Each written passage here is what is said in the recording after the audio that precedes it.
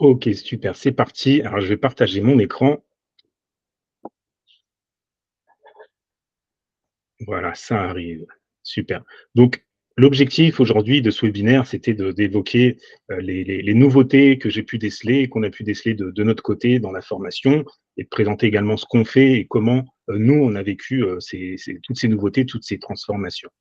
Donc là, on vient de faire un tour, on vient de se présenter. Et donc voilà, donc je vais démarrer.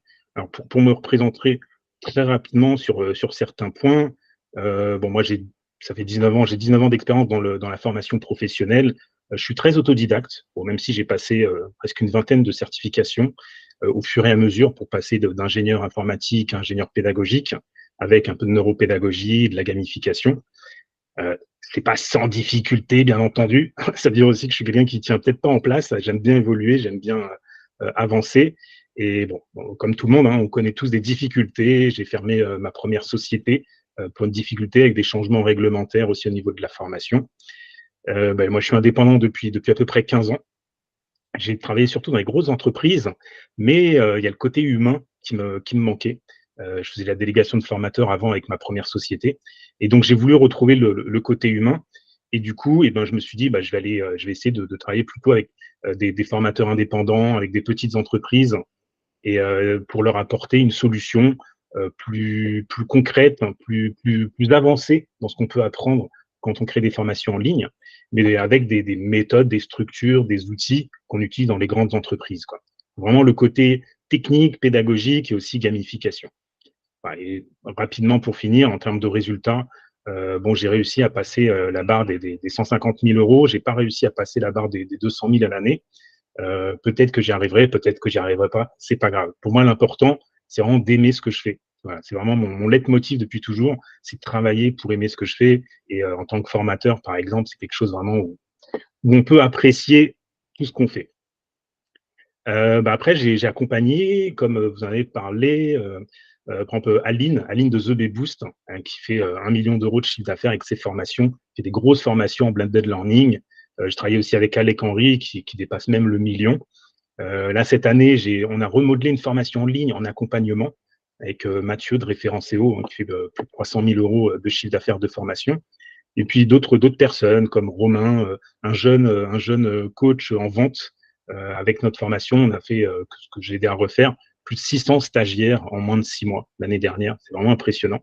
Ou Pascal, avec un E, Pascal, que tu connais, Jennifer, qui a vendu, je crois, à peu près pour 30 000 euros avant la fin de la formation Lune. Ou Morgane, cette année, qui a fait plus de 250 ventes avant la fin de la formation Lune également. Tout simplement en ayant construit des formations qui sont faites avec le cœur, mais qui sont aussi bien pensées et pensées pour nos stagiaires. Et là, j'accompagne aussi Sophie, qui est en train de faire une formation, qui partait sur une formation de petits produits à l'Antoine BM, si vous connaissez. Et là, on est en train de faire une grosse formation. Et donc, on a même été un peu plus loin dans les scripts, et ce qui va même lui permettre d'écrire un livre. Donc, c'est son prochain objectif. Voilà pour faire un petit topo. Bonjour Alexandre. Et donc, ce que je vais vous partager, bah, la feuille de route Lune, donc avec des méthodes, des techniques, des outils, puis des évolutions. L'idée aussi, c'est de parler de la nouveauté. Et voilà, pour commencer, moi, j'ai envie de dire, faut arrêter de faire comme les autres. Faut arrêter de faire comme tout le monde. Quand on fait des formations en ligne, il y en a beaucoup qui pensent à faire des infoproduits. Et l'infoproduit, c'est pas toujours, enfin, c'est pas une formation, quoi. Faut bien penser à la différence. Bon, là, vous êtes majoritairement des formateurs, donc vous savez ce que c'est. Allez, c'est parti, je perds pas de temps. Je vais parler de la méthode Lune. Au final, moi, je découpe la création de formation en 5 étapes. 5 étapes. Bon, après, il y a quelques nouveautés sur la partie learning, la partie IA, comme vous parlez Thierry et Jennifer. L'intelligence artificielle, c'est vraiment un atout, même si moi, je suis pas trop pour l'intelligence artificielle, mais on peut, dans certains cas, bien l'utiliser.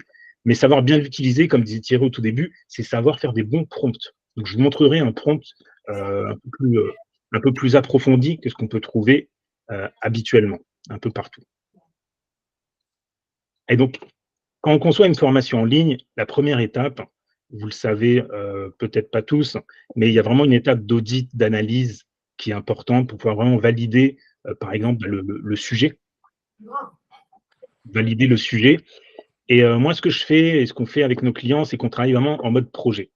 On travaille en mode projet et pour ce faire, eh ben, faut mettre en place un process qui va nous permettre de nous cadrer, vraiment d'aller étape par étape et de valider les étapes parce que j'ai rencontré beaucoup de monde qui perdait beaucoup de temps.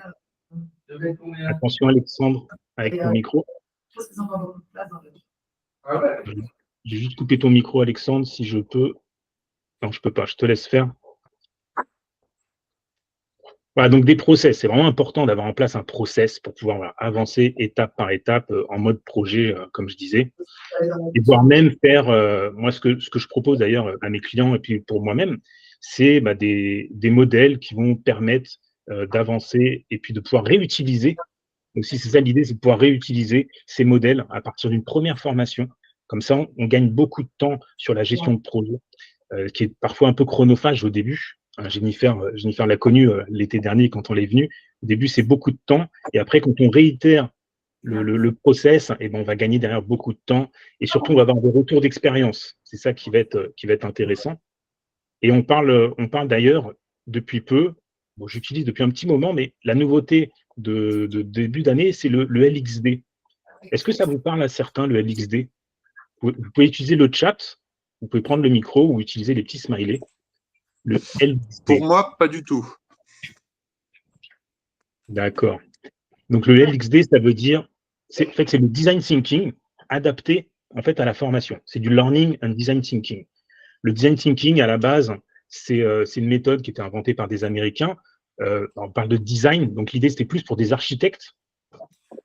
Je pense à Charlotte, par exemple, mais là, c'est des architectes ou bien ceux qui vont construire des meubles qui soient bien design, mais pensés pour l'utilisateur.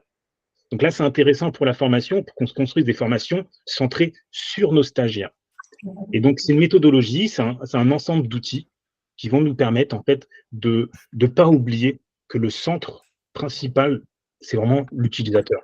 Donc, dès le début, on va analyser, on va aller chercher de l'information, on va auditer nos utilisateurs, nos stagiaires, sur, par exemple, leur habitude d'apprentissage. Quand est-ce qu'ils apprennent? À quelle fréquence? À quelle énergie? Est-ce que c'est le soir, en fin de journée, avec les enfants à côté? Ou est-ce que c'est le midi? Comme le public de Jennifer, c'est plutôt le midi. Donc, il a fallu construire une formation qui durait 1 heure maximum par jour pour pouvoir réussir à avancer. Enfin, l'idée, c'est vraiment de personnaliser et, personnaliser et être centré utilisateur.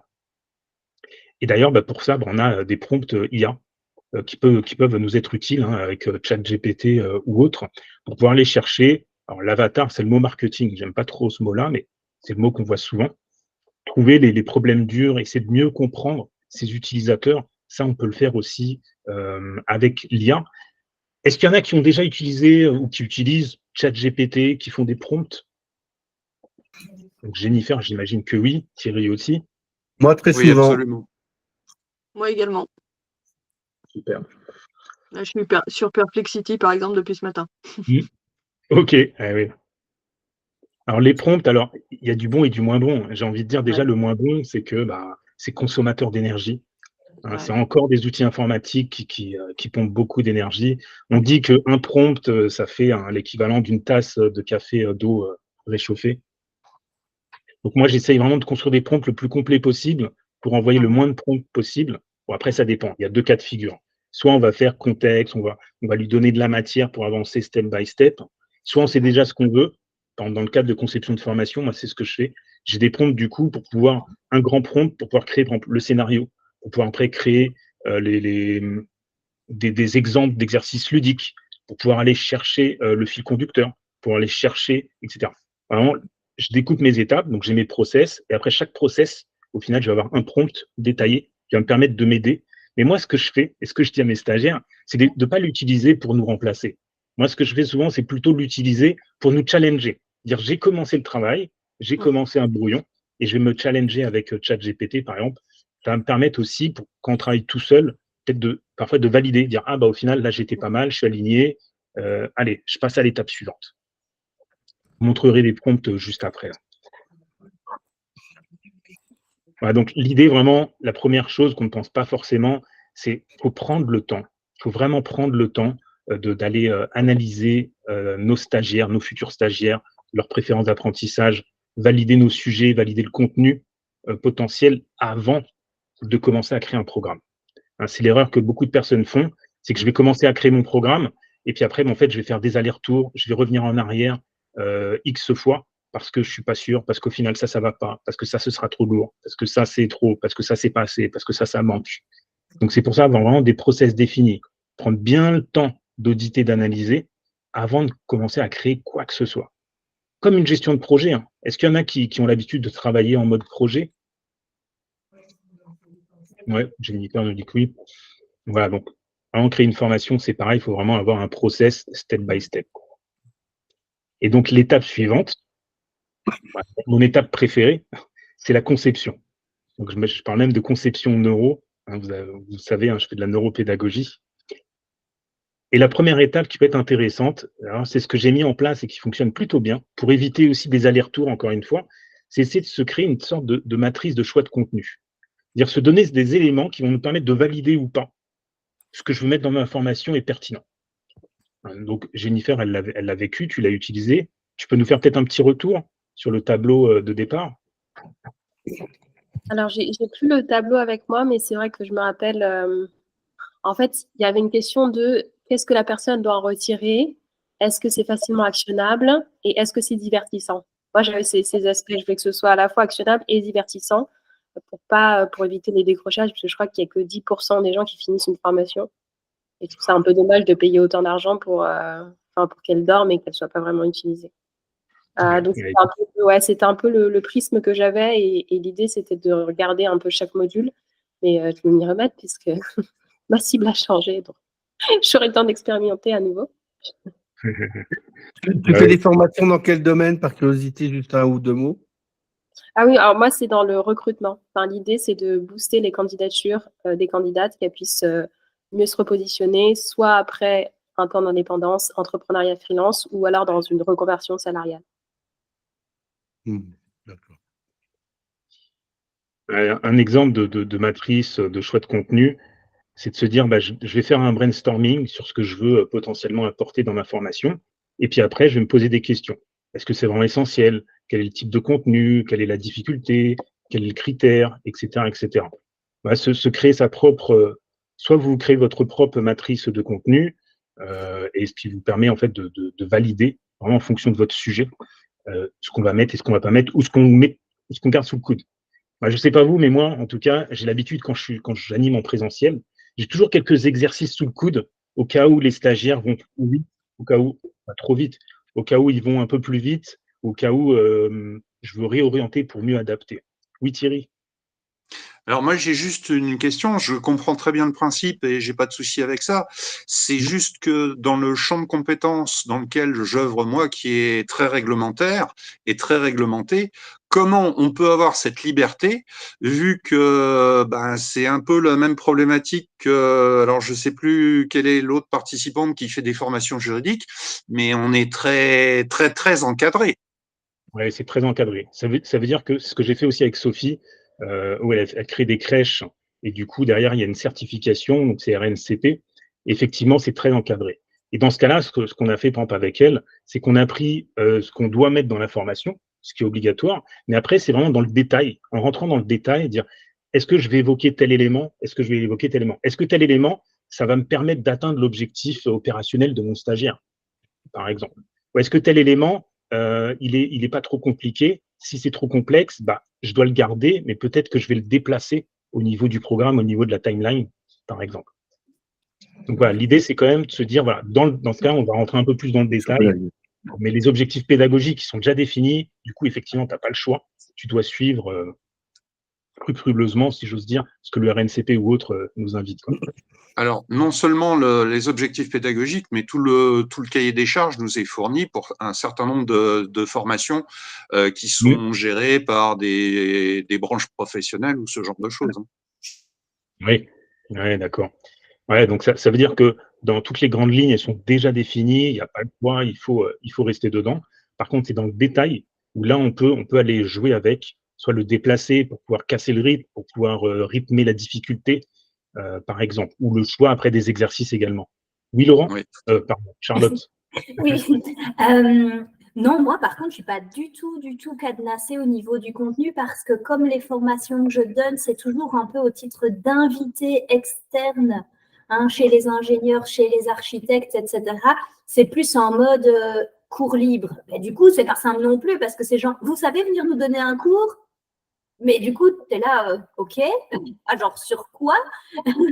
Et c'est plutôt justement arriver à synthétiser ou à choisir justement du contenu dans ce cadre-là.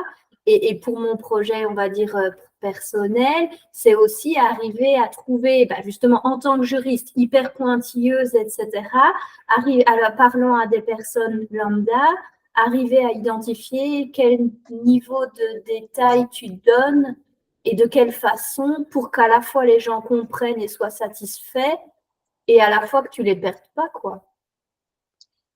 Ouais, effectivement, effectivement. Après, justement, donc ça veut dire que t'es pas trop verrouillé. T'es pas verrouillé. Non, c'est même plutôt le contraire. C'est parce que justement parce que je ne donne pas cours dans le cadre de programme. Je suis vraiment genre en mode professeur invité, on va dire. Professeur invité dans le cadre des espèces de cours un peu, ou pour les géomètres, par exemple, j'ai donné l'autre jour, voilà, c'était vraiment genre, c'est même moi qui ai proposé le sujet, quoi, en gros. Et pourtant, ils ont quand même leurs points et tout ça, hein, enfin, leurs points c'est pour l'ordre des géomètres en Belgique. Mais c'est plutôt l'approche contraire de me dire, mais genre, qu'est-ce que je vais bien leur raconter? C'est là où, du coup, c'est indispensable, du coup, d'autant plus d'essayer de se créer une matrice pour pouvoir valider ce que je mets, ce que je mets pas, ce que je garde sous le coude. Aurélie, elle levait la Oui, main. voilà, c'était juste pour compléter ce que dit Thierry. Je comprends son positionnement parce qu'en assurance, c'est pareil. Il y a plein de choses à la fois juridiques, mais aussi des conventions, des trucs hyper compliqués à expliquer et où en général, on ne prend pas toutes les infos tout de suite au démarrage. Moi, j'ai vécu combien de formations quand j'étais manager d'équipe avec des formateurs, des formations initiales où on leur bombarde pendant 3 semaines de l'info, de l'info, de l'info, avec beaucoup de juridique dedans, beaucoup de conventionnels où c'est des règles de calcul dans tous les sens. Et effectivement, ça, on n'a pas le choix que de le faire. Donc je rejoins Thierry sur, souvent on a un fond qui est non négociable, en fait. Oui, Après, et c'est là où ton apport est intéressant, c'est une fois que le fond, on sait ce qui n'est pas négociable, c'est comment on le rend plus actionnable, plus ludique, plus divertissant. Je rejoins ce que disait, tout à l'heure Jennifer pour, se dire: «OK, mon fond de base, il est pas hyper fun et j'ai pas le choix». En assurance, c'est pareil, les directives dans tous les sens, le RGPD qu'il faut respecter 12 000 fois. Enfin voilà, donc Thierry, je comprends bien, sur la formation, santé et sécurité incendie, par exemple, moi, c'est pareil, les règles, là-dessus et par contre, comment je le transforme pour en faire quelque chose de ludique et avec une bonne rétention d'infos? Parce que non oui, seulement c'est pas fun, mais ils sont quand même obligés de l'appliquer et de savoir l'appliquer. Donc le oui, niveau de rétention est déjà faible sur un truc un peu, qui les intéresse, mais quand non seulement ils n'ont pas le choix que d'être là, en assurance, ils ont une obligation de formation annuelle de 15 heures pour toute personne qui vend un contrat d'assurance.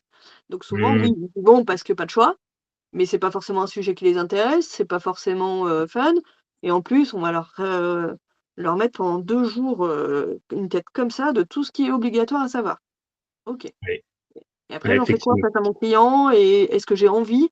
Et donc moi, souvent, j'essaye d'axer, le comment je vais à tout ce que tu déroules là sur: «OK, il faut que je leur transmette du savoir, mais il faut aussi qu'ils puissent l'appliquer et qu'ils veuillent l'appliquer».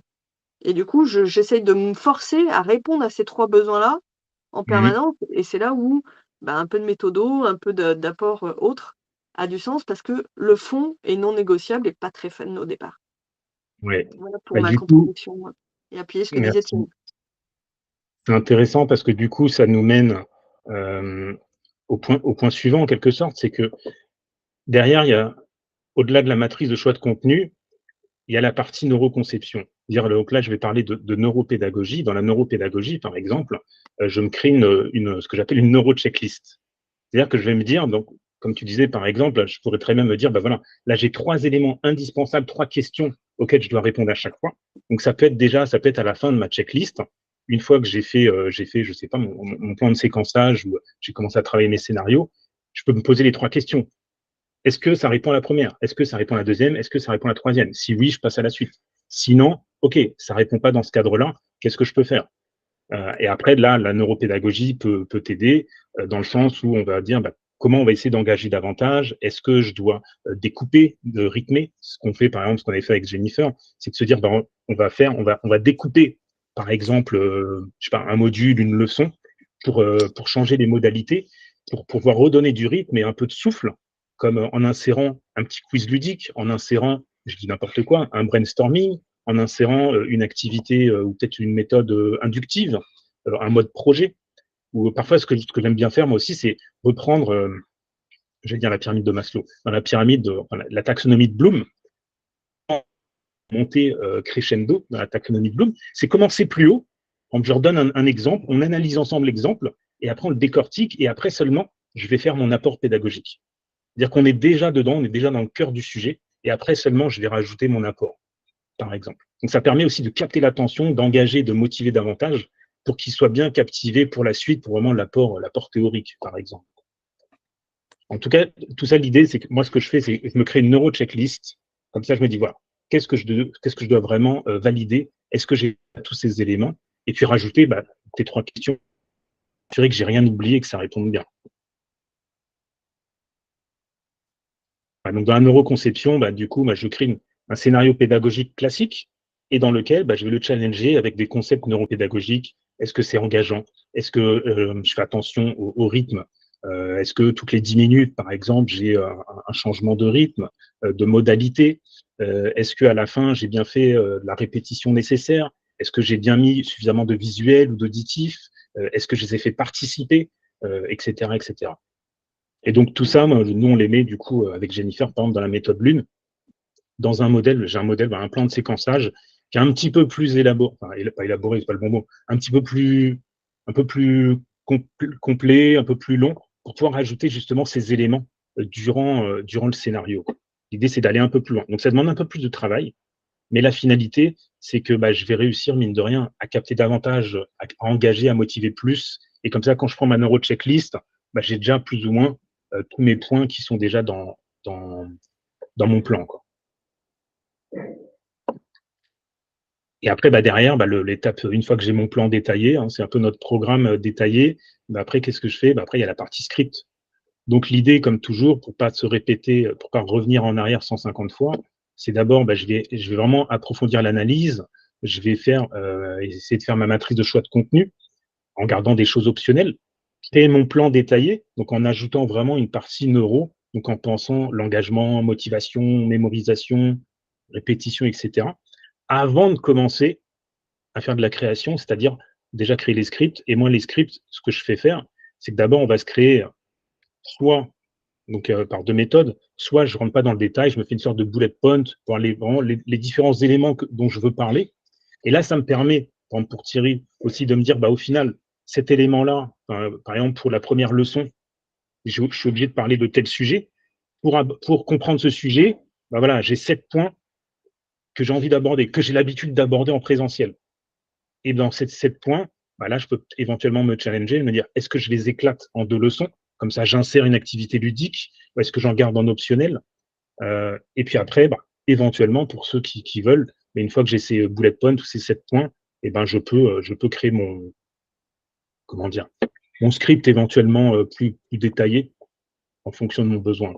Alors, si c'est du e-learning, c'est pratique parfois d'avoir un script détaillé. Quand c'est plus du distanciel, je veux dire du synchrone, on n'a pas forcément besoin. Normalement, on connaît notre sujet, on n'a pas besoin de détailler. Et moi, j'ai un fichier, par exemple, que Jennifer, encore une fois, a pu expérimenter, qui va nous permettre aussi d'évaluer le temps que ça va durer. Quand je vais écrire mon texte, et encore une fois, je peux même m'aider de ChatGPT avec les grandes lignes, et lui, il va me faire les textes, les phrases complètes, que je mettrai dans mon fichier Excel, qui va compter le nombre de mots, qui va évaluer le temps de parole, le temps que ça va prendre. Et ça me permet aussi de me dire, là, peut-être que les 7 points, c'était trop, il faut que je découpe en 2 parties. Voilà, et ça me permet aussi éventuellement de revenir légèrement en arrière, mais beaucoup moins souvent, pour éclater peut-être ma leçon, quoi. Donc, je dis toujours, il ne faut pas aller 150 fois en avant, en arrière. C'est ce que je vois souvent chez des gens, chez des clients. Mais au final, parfois, on est obligé d'adapter. Parfois, on a un retour, on arrive à une étape, on dit, ou que je valide avec le client, on dit bon, il y a un élément qui ne va pas, bon, je reviens en arrière. Hein, il n'y a rien qui est figé, surtout pas dans la formation, hein, vous le savez bien. Ok, et puis après, l'étape suivante, on va être dans la création. Et là, dans la création, là, il y a toute la partie technique, IA, par exemple, qui va rentrer en jeu, gamification également. Donc, nous, c'est module 3, du coup, chaque étape, au final, j'en ai fait un module. Donc, dans la méthode Lune, le module 3, donc c'est la création ludo, la ludopédagogie, donc le L de Lune, la ludopédagogie. Et là, l'idée, c'est de se dire, je vais créer mon contenu. Pour créer mon contenu, de quoi j'ai besoin? Donc, on va préparer le contenu avant de faire quoi que ce soit. Et créer le contenu, c'est quoi? C'est d'abord se dire, moi, je fais une liste de quoi avons-nous besoin? Est-ce que j'ai besoin de visuels, de schémas, de vidéos, de photos, d'audio, de supports, PDF, etc. D'abord, je vais lister ce dont j'ai besoin. Donc, encore une fois, je vais me faire ma petite checklist. Là c'est un exemple pour vous montrer qu'après le visuel, c'est à partir seulement de cette partie-là que je pense au visuel. C'est-à-dire qu'avant, je n'y pense pas du tout. Je crée mon script, j'ai mon programme, j'ai mon script, et à partir de là, je vais penser à mon visuel. Quel type de visuel je vais avoir besoin? Ma charte graphique, etc., etc. Mes avatars, si je veux des supports. Et puis, une fois que je sais ce que j'ai besoin, il faut commencer à le créer. Qu'est-ce que je vais faire? Est-ce que je vais aller chercher, pour du ludique, des applications comme là, par exemple, ça, ce sont des applications, des activités ludiques faites dans Geniali. Il y en a qui utilisent Geniali? Aurélie? Oui? Moyen. D'accord. Ouais, c'est quand même du boulot, hein. À chaque fois, c'est un logiciel à apprendre. Mettez dans le chat, sinon, les logiciels, les outils que vous utilisez pour créer les supports.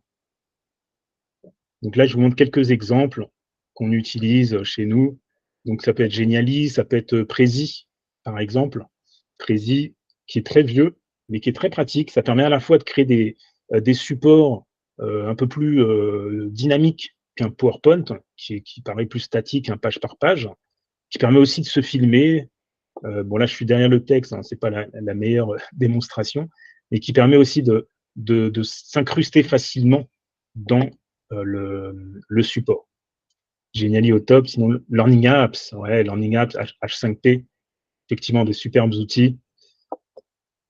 Là, on fait, nous, également des ateliers gamification qu'on a fait avec Florence Poli, qui a une chaîne YouTube qui s'appelle Devenir formateur coach, que je vous invite à regarder, uniquement PowerPoint. Devenir formateur coach de Florence Poli, c'est une collègue qui est experte en ludopédagogie.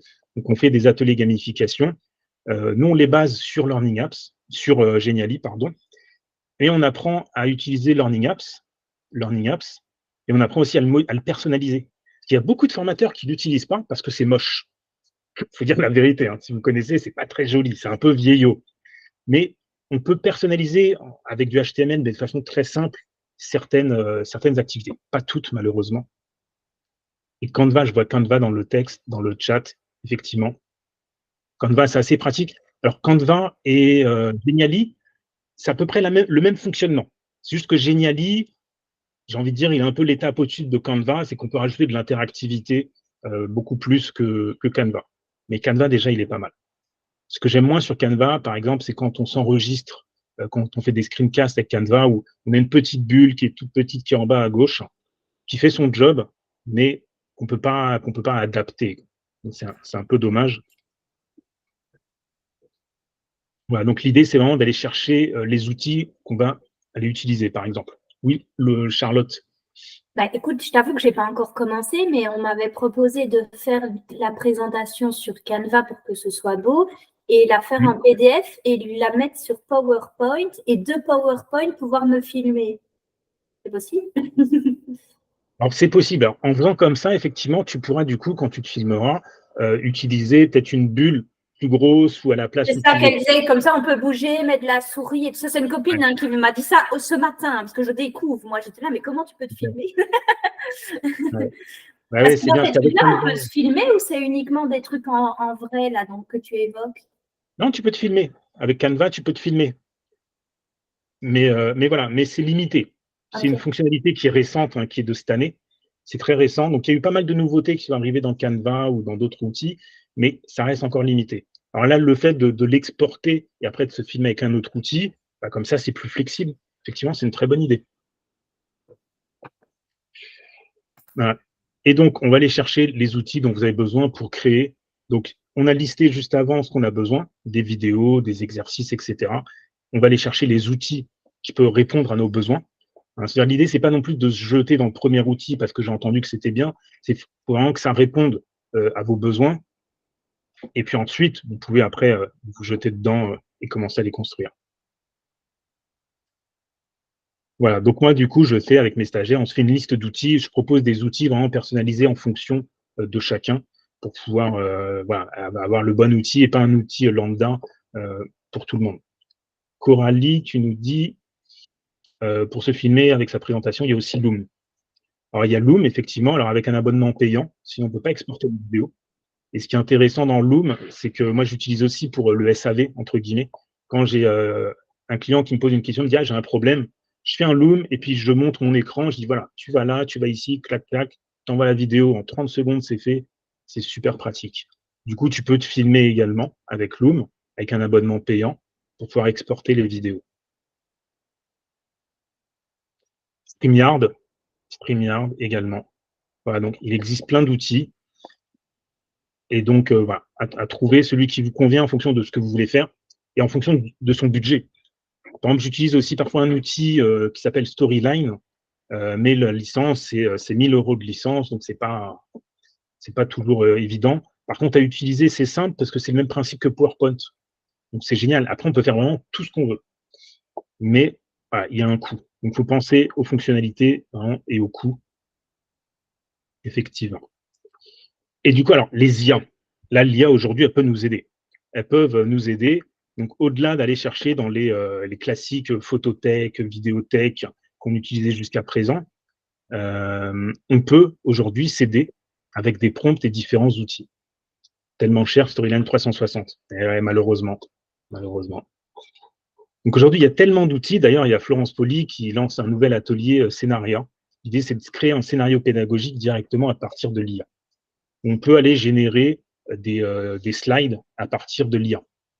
Alors, je l'ai testé, on l'a testé avec des clients, ça marche bien, mais quand on crée quelque chose, quand on crée de l'image ou de la vidéo, il faut faire plusieurs passes. C'est jamais parfait au premier jet, forcément. Donc, il y a plein de retouches à faire. Attendez-vous à ça, il y a plein de retouches à faire. Voilà. C'est pas magique. Hein, il va pas lire dans notre pensée, et je voudrais pas qu'il le fasse de toute façon. Donc, c'est bien, ça peut nous aider, mais moi, au final, pour créer du visuel, j'utilise pas l'IA. Je préfère partir d'un modèle de Canva, par exemple, ou Storyline, ou de partir de zéro. Ou bien j'utilise les visuels IA pour autre chose que la formation. Peut-être plus pour la communication, la publicité ou autre, mais pas pour le contenu de ma formation. Oui, Thierry. Alors sur ce point-là, moi je travaille avec, suite à la formation qu'on a évoquée au tout début, je travaille beaucoup avec Leonardo et Pimento. Pimento, je ne connaissais pas celui-là. Leonardo, ouais, ok. Alors Pimento a l'avantage par rapport à Leonardo de pouvoir garder une ligne de, comment je pourrais appeler ça, un fond de dessin identique, quel que soit ce qu'on crée. Ouais. Alors, ça, en fait, on peut le faire aussi, par exemple, avec Midjourney. En fait, il y a des prompts, il y a des comment dire, un peu du code, comme du code de développeur, qui te permettent de dire, ça, tu gardes. Alors, je sais plus, il y a un /P pour que ce soit provisoire ou / je sais pas quoi. Je sais plus, j'ai plus ça en tête. Mais pour leur dire, voilà, ce modèle-là, tu le gardes et je vais le réutiliser. Le gros avantage, c'est que Pimento est pour l'instant gratuit. Ah, ok. Ah oui, c'est pas mal. Pimento. Tu peux l'écrire dans le chat, si ça intéresse d'autres personnes, dans l'orthographe. Alors, je veux bien, mais sinon, tu me le dis et je l'écris. P-I-M-E-N-T-O, tout simplement. P-I-M-P. Ouais, c'est celui-là, Pimento. C'est ça, Coralie. Ah oui, ok, ça y est, super, merci. Ah oui, ok, Pimento, pardon, tout simplement. Super. Et lexica.art. Super. Et donc, une fois qu'on a récupéré les visuels qu'on peut récupérer, les autres, il faut les créer. et après, par exemple, se filmer. Donc moi, j'ai un module, enfin dans la module, j'ai une leçon que j'ai appelée Zen devant la caméra. L'idée, c'est que en fait, se filmer, c'est pas toujours de tout repos. Ça demande du matériel, ça demande de trouver voilà, les bons outils, la caméra. Bon, sachant qu'on a tous des caméras sur nos téléphones, sur nos ordinateurs, mais est-ce que la qualité est suffisante? Sur un téléphone, en général, la qualité, elle est pas mal du tout. Après, est-ce que c'est pratique? Après, il faut un micro. Le son aussi est très important. La lumière, j'ai envie de dire que c'est pas bien, mais j'ai envie de dire moins. Si on se filme pas, si on se filme juste dans une petite bulle, là, par exemple, moi, j'ai qu'une lumière aujourd'hui. Quand je me filme, bon, j'en ai même deux, pour avoir vraiment plusieurs champs de lumière, pour pouvoir un peu casser parfois les ombres ou les pénombres. C'est intéressant, comme ça, on se voit mieux. Mais après, souvent, ce qui reste, c'est il y a du tournage à faire. Et quand il y a du tournage, enfin, le tournage, on le fait, mais après, je veux dire, il y a du montage. Et il y a des applications comme Tela TV qui permettent de tout faire en ligne, de tout faire. Et ça nous évite d'aller exporter les vidéos, de les modifier, de les ressortir, de les rebalancer. Et surtout, il faut apprendre encore un logiciel en plus. Ça permet voilà, vraiment de réduire le nombre de logiciels. Il y a même une IA qui existe, j'ai plus le nom, qui permet aussi de faire du montage plus rapidement. Comme ça, on lui dit ce qu'on veut et puis elle fait des propositions de montage pour couper des blancs, pour couper le début, la fin, etc. Ça peut éventuellement être utile. Voilà pour cette partie-là. Donc, une fois qu'on crée tout ça, donc on a nos activités Learning Apps, nos PDF avec Canva, etc. Thomas, j'ai une question. J'ai pas noté, c'est Tela TV qui permet de faire les montages vidéo? Oui, Tela TV. Tela Je le TV. mets dans le chat. Merci. Tela TV. D'ailleurs, du coup, moi, j'ai créé même un e-learning pour donner justement juste les outils, pour pouvoir suivre juste le côté technique, sans parler de pédagogie, juste le côté technique, pour pouvoir se dire, avec quoi je crée mon plan de séquence, mon programme, avec quoi je m'enregistre ou avec quoi je crée mes supports, avec quoi je m'enregistre et je fais le montage, dans quoi je vais héberger mes vidéos, mon contenu, et avec le tutoriel de chaque outil, en minimisant le nombre d'outils, ça permet vraiment d'aller droit au but. C'était une petite e-learning que j'ai créée en début d'année, que j'ai appelée Technique facile pour le coup. Bon, après, la dernière étape, c'est la dernière étape. Alors, il y en a un qui a bougé. Donc, l'étape suivante, c'est une étape aussi encore plus technique, qui est la publication. Donc, tu vas héberger nos contenus, nos vidéos, héberger les supports. Donc, par exemple, là, je vous ai mis une liste d'outils qui peut être utilisés, que j'utilise notamment dans Technique facile, avec Canva ou Geniali, avec Teacheasy pour le LMS, System.io si on veut aller un peu plus loin sur des pages web, Mindmap, par exemple celui-là, Mindmaster éventuellement. Après, il y en a d'autres comme Xmind, qui peut être pour Mac, par exemple. L'hébergement des vidéos et ce qu'il ne faut pas négliger, c'est le recettage. Donc l'idée, c'est d'avoir un process de test. Parce que la majorité des gens, ils vont dire, tiens, je te donne le lien, tu testes, tu me fais ton retour, tu me dis ce qui va pas. Et les gens, ils vont dire, c'est génial, il y a juste eu un problème sur le lien au début, mais après, c'est top, j'adore. Sauf que ça ne nous aide pas vraiment. Et pour ça, ce qu'on fait, c'est qu'on fait un protocole de recettage où on va dire, je veux que toi, tu vas tester les liens, les boutons, la cohérence entre le cheminement, si le parcours, tu vas le comparer avec le programme, si c'est bien dans l'ordre. Et l'autre personne, je veux dire, toi, tu vas tester les jeux, les quiz, les supports PDF à télécharger ou la latence de la vidéo si c'est pas trop lent. Et une troisième personne, par exemple, toi, tu vas juste regarder les vidéos ou lire le texte et tu vas juste me dire si c'est compréhensible ou s'il n'y a pas de coquille, par exemple. L'idée, ce que souvent les personnes négligent, c'est cette phase de test. Donner juste le lien à une personne, leur faire payer une personne moins cher pour être son bêta-testeur, ce n'est pas forcément la méthode la plus efficace. Bon, après, la dernière étape, c'est la partie vente. Dans la partie vente, je travaille avec Wallace Bryan, qui est expert en stratégie de vente et customer care. Alors nous, ce qu'on voit dans la méthode Lune, c'est déjà, c'est choisir son tarif. Déjà, c'est important de choisir, essayer de trouver le juste prix, mais surtout en calculant le seuil de rentabilité. Moi, je mets l'accent là-dessus, c'est pensez bien à calculer votre seuil de rentabilité, car sans quoi, on ne sait pas où on va. Et si on ne sait pas où on va nulle part où on risque d'avoir des surprises. Après, choisir sa stratégie de vente, si vous n'en avez pas, si vous travaillez dans un organisme de formation, si vous êtes déjà vos clients, Voilà, il y a peut-être juste de la communication, une page web, quelques mails à écrire. Et puis après, ce qui marche bien sur Internet, c'est ce qu'ils appellent les lancements orchestrés.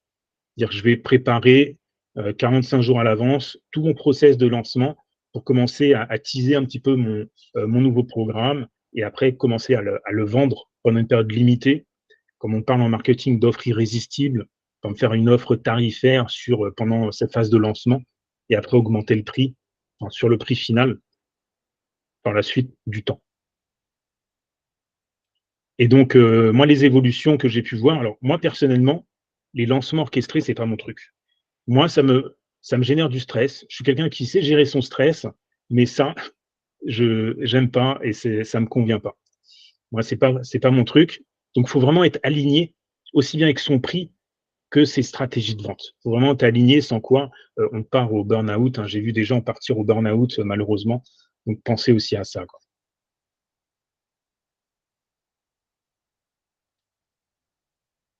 Alors, ben, je voulais vous montrer un exemple de prompt.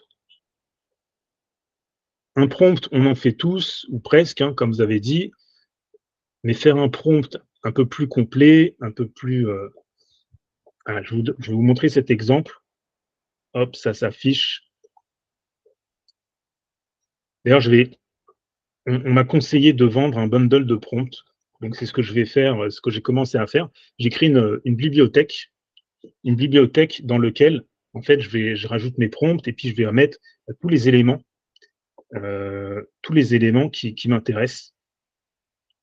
Par exemple, hop là, ouvrir. Alors là, j'utilise Notion pour créer ma base de données en quelque sorte.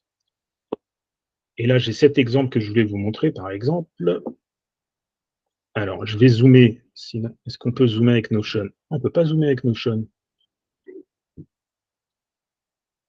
Ah, c'est embêtant, on ne peut pas zoomer comme ça. On peut zoomer, Thomas, on peut zoomer dans le logiciel de Visio. Hein. Moi, j'ai mis à 200%, je vois bien ton texte. Hein. Super, merci. Et Notion, tu peux mettre en pleine largeur, déjà. Ouais, ben là, j'y suis. Je suis Et en ben pleine après, largeur. sinon, à l'ancienne, hein, contrôle plus souris qui monte. Hein. Ouais, c'est clair, mais ça veut pas. Ça veut pas. Ah, j'ai pas testé encore sur Notion, tiens, ça. Oui, si on met plus, là, si on met plus, eh ben, on sait zoomer. Ouais, donc zoomez de votre côté, comme dit Alexandre. Ouais.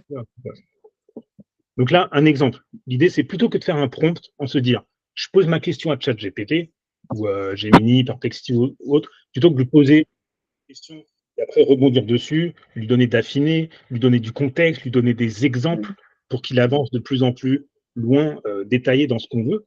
On peut dès le départ créer une structure, par exemple comme ça. Où là, je vais mettre en accolade. Je vais dire d'abord quelle est la tâche que je lui demande. Par exemple, créer un scénario pédagogique, blabla. Je donne ma tâche. Ensuite, je vais dire le rôle que lui doit prendre. Je veux que tu prennes le rôle d'un concepteur pédagogique e-learning, je vais me mettre avec plus de 10 ans d'expérience. Je veux vraiment lui dire dans quelle posture il doit prendre pour pouvoir me répondre. Parce que rappelez-vous, lui, il va faire quoi? Les IA, ils font quoi? Ils vont aller chercher sur ce qu'ils ont scanné sur Internet et donc ils vont prendre ce qui est statistiquement la meilleure réponse. Mais vous savez, sur Internet, on trouve tout et n'importe quoi. Et surtout n'importe quoi. Donc, c'est pas pour dénigrer, mais les petits jeunes, la nouvelle génération qui postent énormément, ils n'ont pas toujours notre expérience et parfois les informations, elles sont un peu bancales. Donc, je préfère lui dire, tu as 20 ans d'expérience dans tel domaine et là, du coup, il va filtrer toutes les informations qu'il a pu lire sur Internet. Et là, on va avoir des éléments plus précis, vraiment qui nous. Voilà, donc, je donne le rôle qu'il doit prendre, la posture qu'il doit prendre. Je vais donner, par exemple, l'audience qu'il doit toucher, pour qui on va m'adresser, pour qui je veux qu'il génère un résultat. Après, je vais lui préciser qu'est-ce qu'il veut, qu'est-ce que je veux qu'il crée, quel sera l'objectif. Et là, je vais rajouter même une intention. Quelle est l'intention derrière, en fait, derrière tout ça? Voilà un exemple de prompt pour pouvoir. Tu pourrais nous le partager dans le chat, le début, pour qu'on puisse juste s'amuser, enfin, expérimenter un peu? Oui, bah, je vous le donne complètement. Je vous le donne entier. Ça va être long, mais c'est pas grave C'est gentil, merci. que ça passe. Hop, je crois que tout n'est pas passé. Je vais le partager dans le groupe WhatsApp. D'accord. Après, tous les stagiaires de la méthode Lune, enfin, de devenir formateur pro, on se retrouve tous sur un groupe WhatsApp et dans lequel on partage ce genre de choses-là. Oui, Thierry?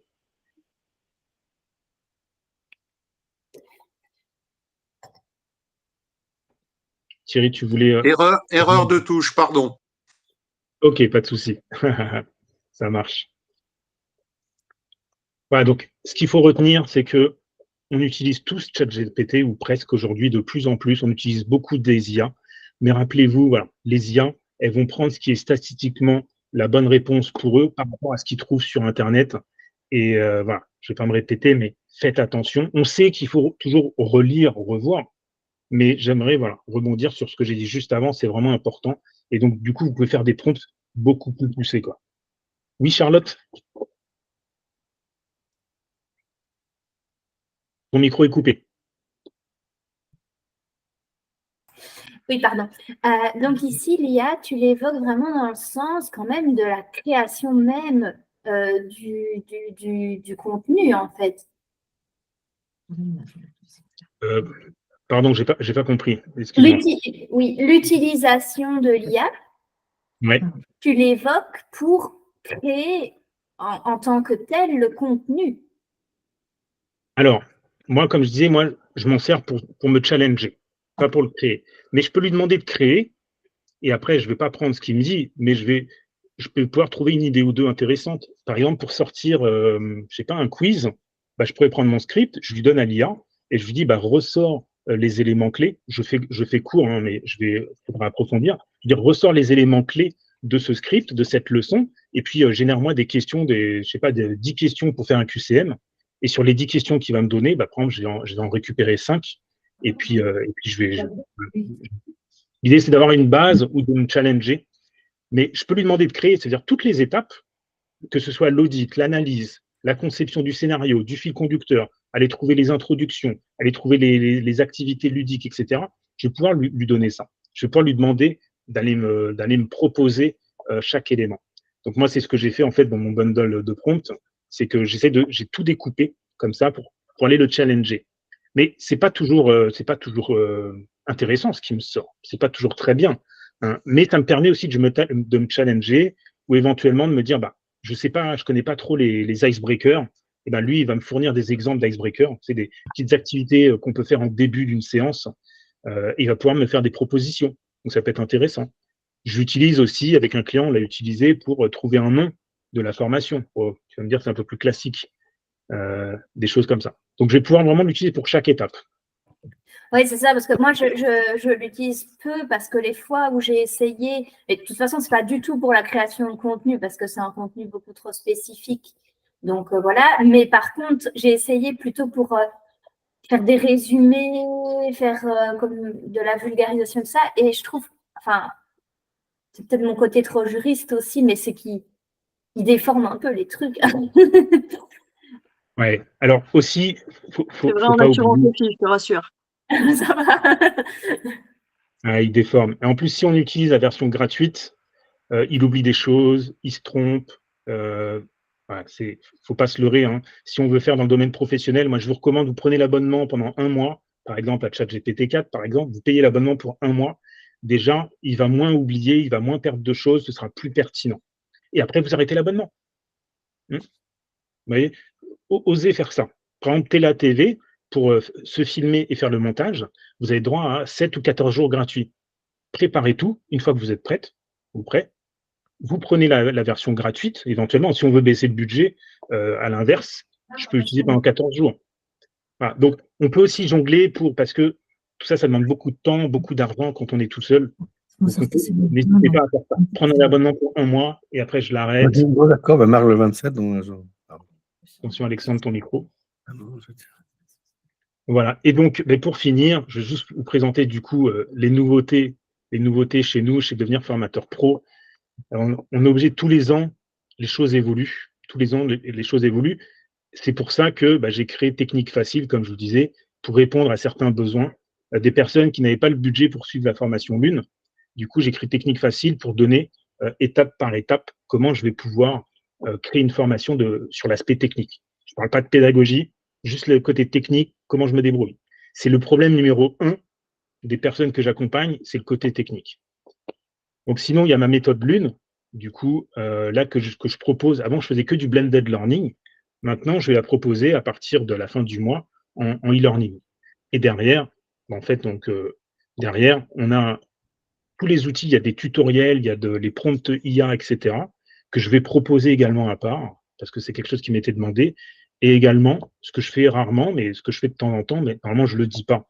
Mais moi, en tant que formateur, j'aime bien personnaliser le parcours de mes stagiaires. Donc là, je vais même proposer, du coup, là, j'ai une stagiaire qui voulait juste 2 modules, et du coup, je vais lui proposer des modules seuls à 300 €, par exemple, pour démarrer à la fin du mois. Et j'avais créé aussi, je ne sais plus si c'était l'année dernière ou au début d'année, je ne sais plus si tu l'avais, Jennifer, le template Canva. L'idée, c'est que j'ai créé un template Canva où en fait, il y a une structure neuropédagogique des leçons. Ça permet comme ça d'avoir une structure, de rien oublier et puis d'avoir un modèle. Alors bien sûr, le modèle, ça reste un modèle. C'est-à-dire qu'il faut changer les couleurs, les logos, etc. Mais l'idée, c'est d'avoir une trame avec une structure neuropédagogique et comme ça, vous pouvez derrière faire ce que vous voulez avec. Je vais vous montrer à quoi ça ressemble. Voilà. Bon, là, moi, c'est mon cours, c'est mon support de cours. Et donc, je parle de la structure neuropédagogique. Et derrière, en fait, on va expliquer ensemble. Voilà, par exemple, ça j'aime bien cet exemple. Parce que le problème, c'est que la majorité des présentations sont d'initialité. Sauf qu'on peut le dire autrement. C'est du Canva, oui. Voilà, on peut le dire autrement. 90% des présentations PowerPoint sont à mourir d'ennui. C'est un peu plus sexy, si j'ose dire, que ça.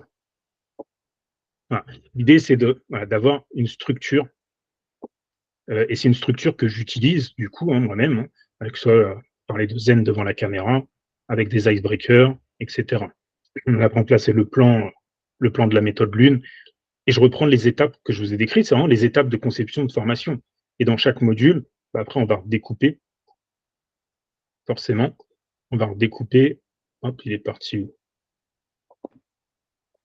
Il est parti en haut sur l'autre écran. Voilà, à chaque fois, on va redécouper.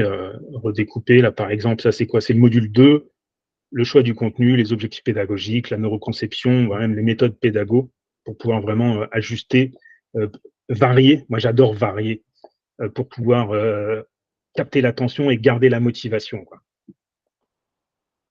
Donc voilà ce qu'on propose et ce qu'on va faire de plus en plus en partenariat avec un collègue ingénieur pédagogique, c'est de prendre en charge totalement le côté technique. Comme je disais, c'est vraiment le problème numéro 1 des gens qu'on accompagne. Et donc, ce qu'on a, c'est qu'on a un serveur qui héberge les formations. Et derrière, en fait, je vais accompagner les gens à créer leur formation, ou bien ils vont créer leur formation. Et moi, je vais les mettre en ligne. Je vais faire la maintenance et les mises à jour et faire des propositions de mise à jour. Voilà en gros. Et derrière, à chaque fois, donc comme je parlais tout à l'heure là, pour Alexandre et Jennifer qui sont déjà chez nous, on a un groupe WhatsApp de formateurs dans lequel du coup on peut échanger un tas de choses. On échange également les ateliers qu'on a fait avec Florence Poli. Il y a des ateliers gamification. J'avais créé un pack qui m'a été demandé. J'ai des ateliers neuro qui parlent de neuropédagogie. Et puis avec mon collègue Wallace, on a créé un atelier de lancement orchestré, etc. Voilà, on crée des ateliers. Derrière, il y a les replays, mais en mode asynchrone, qui sont disponibles. Donc, c'est vraiment découpé avec des exercices ludiques à chaque fois. Et du coup, notre communauté, on a une personne qui crée des sites web, on a Sacha, on a Wallace qui nous aide pour les lancements et le customer care. On a Lenny qui nous fait les montages vidéo. Et il y a Jérémy avec qui on est en train de co-construire une formation LinkedIn, par exemple. Donc, c'est-à-dire que même avec certains stagiaires, on est en train de construire des formations. Et là, je trouve ça génial. C'est-à-dire que ça prend une autre dimension. C'est qu'aujourd'hui, il y a tellement de concurrents, c'est très difficile de s'en sortir tout seul de son côté. Et c'est pour ça qu'avec cette communauté, on est en train de faire des co-créations. Et voilà, c'est vraiment riche. Avec Alexandre aussi, on est en train de réfléchir à ce qu'on va pouvoir faire ensemble. Et voilà, l'idée, c'est vraiment que ensemble, on peut aller plus loin, comme on dit souvent. Mais là, c'est vraiment du concret. Et je pense qu'aujourd'hui, il faut réussir à se démarquer. C'est pas toujours évident, quoi. Ouais, est-ce que quelqu'un veut réagir? Est-ce qu'il y a un élément alors qui vous a été utile, que vous avez bien retenu, qui vous serait utile pour la suite de vos projets?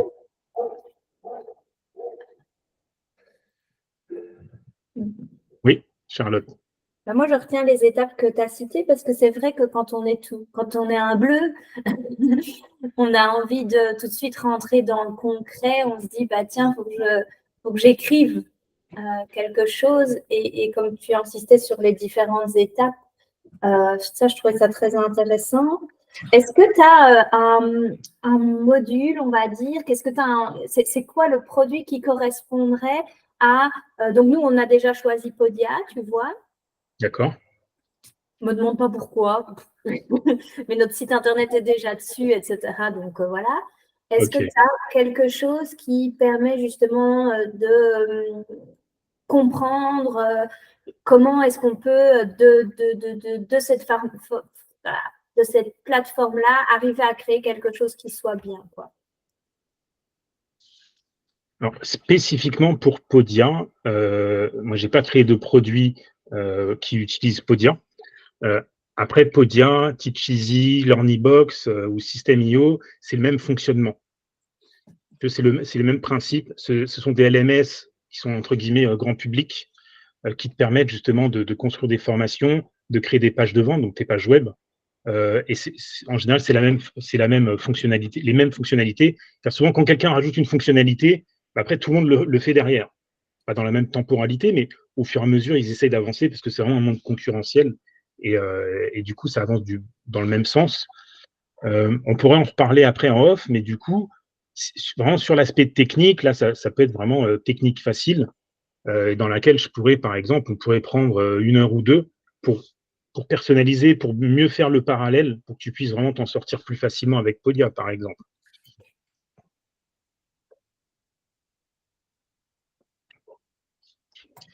Alors, Podia, c'est un bon outil. Hein. C'est un très bon outil. Voilà, vraiment, comme Teacheasy et comme beaucoup d'autres. Moi, j'aime bien les outils français ou les outils qui ont un support qui sont réactifs. Et je sais que Podia, ils sont réactifs. Ils mettent en place des fonctionnalités plus rapidement que Teacheasy. Donc, c'est vrai que c'est un bon choix également. Là, par exemple, ça, c'est la plateforme Teacheasy. Moi, c'est mon catalogue. Donc, j'ai pu créer du coup mon catalogue. Donc, en haut, bah, voilà, je peux mettre un petit blabla. J'ai mis une petite vidéo quand j'étais avec Aline Bartoli. Et puis après, bah, derrière, bah, j'ai mes différents produits. Ce que j'ai pas à prendre comment ça s'appelle, par rapport à Podia, c'est par exemple, là, je prends un produit et je peux pas personnaliser, je peux pas aller rajouter des vidéos, du texte ou autre à l'intérieur de ma page de vente. Et quand je vais prendre un produit, je vais pas pouvoir aller rajouter, comme il fait Podia, se dire, bah, je t'offre un autre produit à moins 50%, par exemple. Il ne fait pas des upsells, quoi. Il ne propose pas des upsells comme System.io et tout ça. Voilà. Et c'est pour ça que moi, je propose d'utiliser System.io en parallèle pour pouvoir le faire. Et dans System.io, du coup, c'est beaucoup plus joli. On peut vraiment avoir des pages de vente plus adaptées. Et pourquoi tu sais parler? Et une question, parce qu'il y a aussi toute la formalisme administratif pour répondre aux critères des OPCO, tout ça. Donc, est-ce que Teacheasy le fait plus facilement que Podia ou les deux? C'est pareil, c'est une question à ce niveau-là importante aussi pour les formateurs. Comment ça se passe? Oui, effectivement. Alors, ils font une partie, tu peux récupérer une partie des informations. De toute façon, pour Calliope, tout ne sera pas géré par ton LMS. Dans tous les cas, tout ne sera pas géré par ton LMS, mais tu peux récupérer des statistiques, des informations, aussi bien dans Podia que dans Teacheasy. D'accord, ok. Là, je vous montre juste, du coup, ce que j'ai fait, l'équivalent dans System.io, justement, que tu viens d'évoquer, où là, vous voyez, on peut incruster des images en plein milieu. Voilà, ce que je ne peux pas faire forcément directement dans Teacheasy. Voilà, ça, c'est avec System.io. Tu as 2 plateformes, alors, c'est ça, si je comprends bien? C'est 2 plateformes. Alors, c'est 2 plateformes, mais moi, System.io, je n'utilise pas pour héberger les formations. J'utilise pour faire des pages web et puis pour envoyer les mails automatiquement. Et Teacheasy, je l'utilise pour héberger le contenu pédagogique, quoi. Parce que Podia, on peut faire tout sur le même, c'est juste. Podia, tu peux faire tout sur le même. Voilà, effectivement. Après, avec System.io, du coup, tu as des choses où tu peux aller un peu plus loin que Podia. Mais sinon, avec Podia, tu peux déjà faire le principal, tu peux le faire.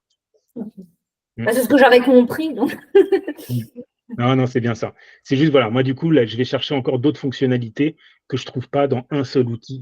C'est pour ça que je parle d'outils semi tout en un et non pas d'outils tout en un, parce qu'à un moment donné, on va avoir une limitation ou une frontière où on peut être bloqué.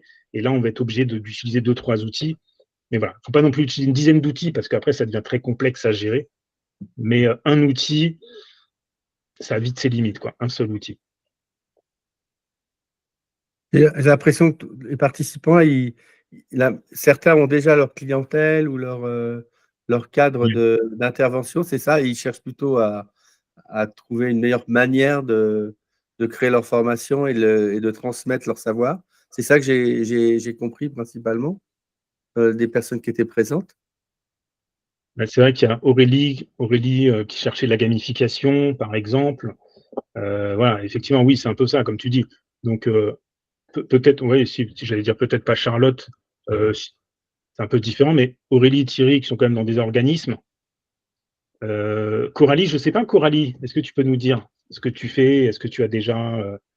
Oui, moi je suis actuellement responsable de formation dans un centre de formation qui forme au métier du cinéma d'animation et du jeu vidéo. Et pour l'instant, on n'a pas de plateforme, de LMS, mais on a déjà une plateforme, en fait, on utilise déjà Dendreo, donc on a déjà tout ce qui est extranet. Mais du coup, effectivement, on avait actuellement que des formations, soit en présentiel, soit distanciel, mais synchrones.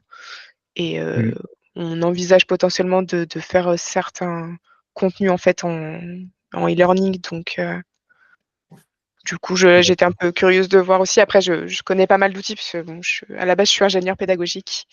Donc, je connais pas mal le process et les outils. Mais voilà, du coup, j'étais curieuse de voir un peu ce que je pouvais avoir d'autre comme outils et conseils. D'accord. Après, il y a un LMS, du coup, qu'on utilise avec un client qui est Moodle, Ouais. qui est aussi pas mal du tout. Il est très complet, mais plus compliqué à paramétrer. C'est ça. J'ai déjà utilisé. Après, j'ai déjà utilisé aussi 360 Learning. C'est celui-là? Ouais, je sais jamais dans quel sens c'est. Mais du coup, ouais, c'est bon adapté. Effectivement, là, on envisage peut-être Teacheasy à voir. D'accord. Bah oui, effectivement. Bon, bah, bonne idée. Bon, bah, super. Est-ce que quelqu'un d'autre a la parole? Si vous voulez réagir? Ouais, je vais devoir vous laisser.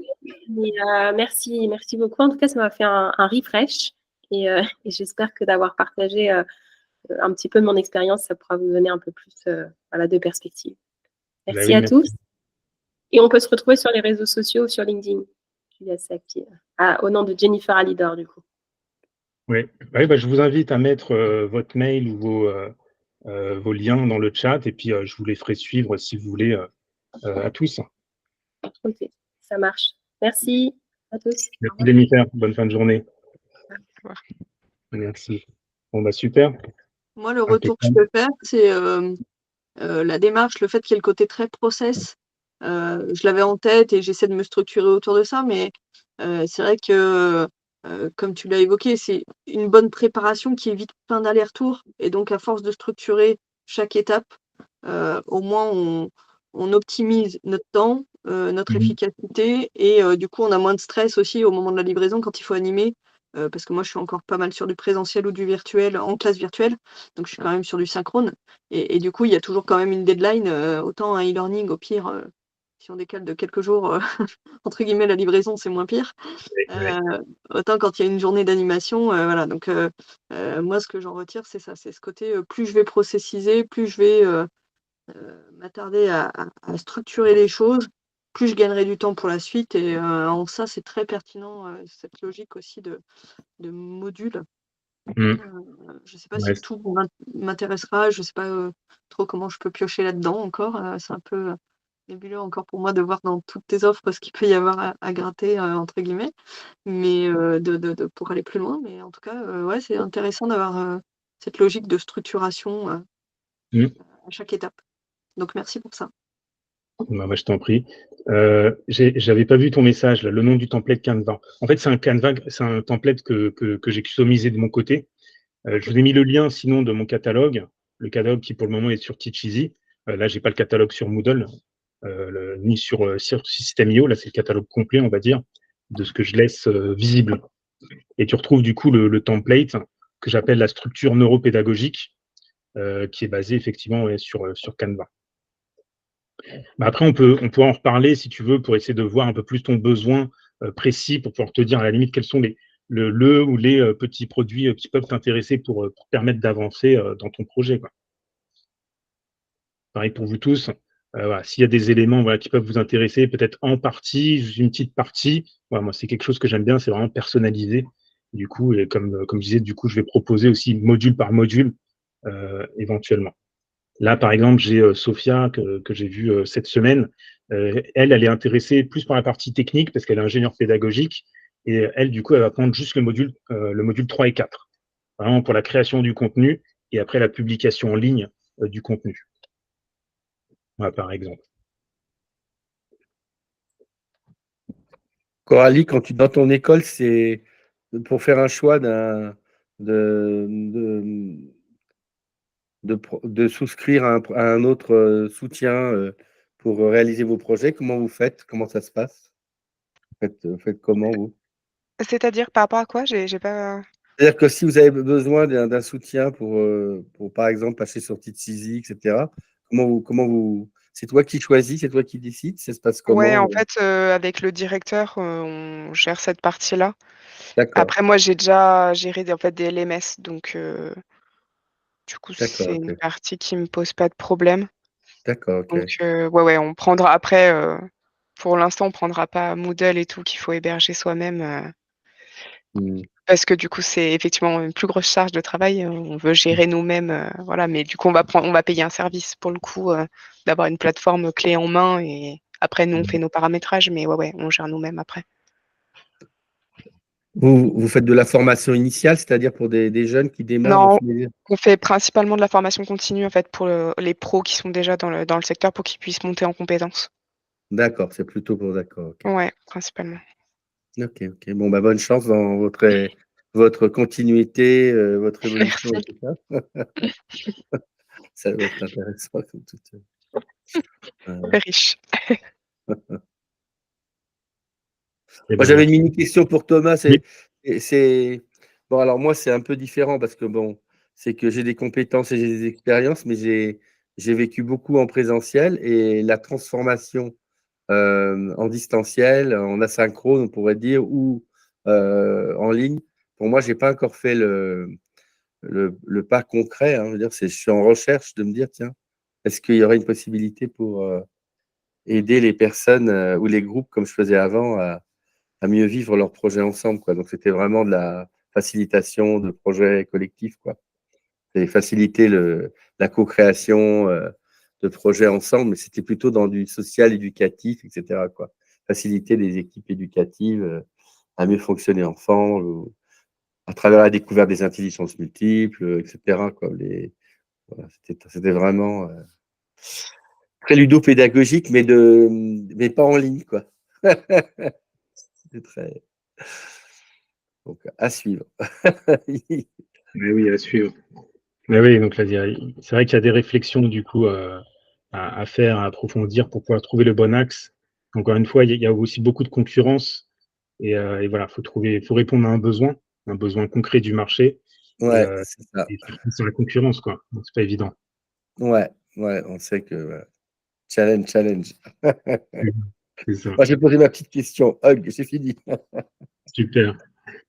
Ben, je vois que vous mettez vos LinkedIn. Ok. Ok, je vous ai remis le mien également.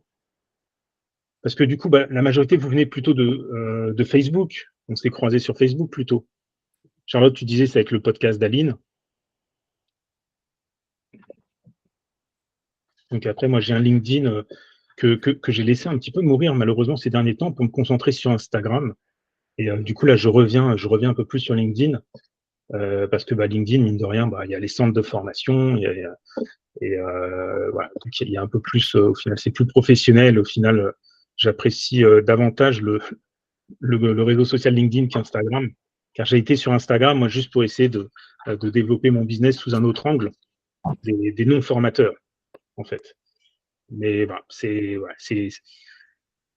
un autre monde. Oui, oui, sur Facebook. Ok, super. Ok. Ouais, moi, En tout c'était cas, par LinkedIn aussi, par contre. c'était sur LinkedIn. Ouais. D'accord. Ok, super. Une visibilité incroyable. Et des mains. Ouais. Ah, génial. Super, Aurélie. Excellent, excellent. Écoutez, au plaisir d'échanger.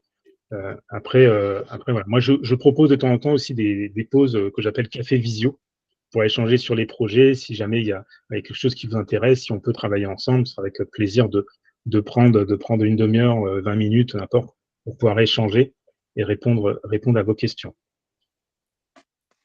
Et puis, on se retrouve sur les réseaux, sinon, encore. Avec plaisir. Avec plaisir. Avec grand plaisir. Bonne continuation à tous et à toutes. Merci. À Merci, bientôt. bonne continuation À aussi. bientôt. Au Au revoir. revoir et bon appétit. Merci. Au revoir. Au Au revoir. revoir.